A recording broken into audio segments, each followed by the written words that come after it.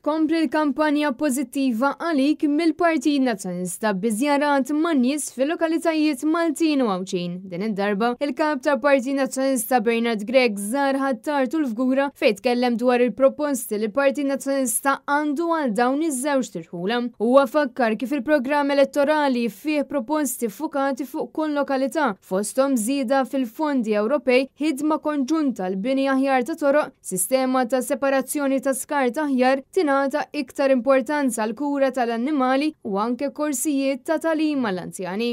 Possibbli nistgħu nagħmlu iżjed, iva, nistgħu nagħmlu iżjed għaliex aħna dedikati għalikom ikkonċentrati biex nagħmlu il-lokalità tiegħek u l-ħajja tiegħek ġewwa ir-reħal jew belt tiegħek aħjar.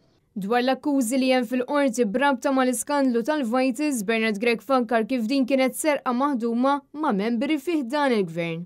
Qed jippruvaw isibu xi difett biex ma jinstemax il-każ, biex ma joħorġux il-provi għaliex jafu li hemm provi skjaċċanti li jippruvaw illi huma kienu kompliċi li serqu lil poplu Malti u Għawċi kollu.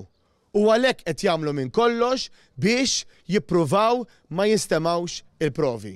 Kien fid-dawn ta' dan kollu li Bernard Gregg fakkar fl-importanza tal-voti fit-8 ta' Ġunju li ġej.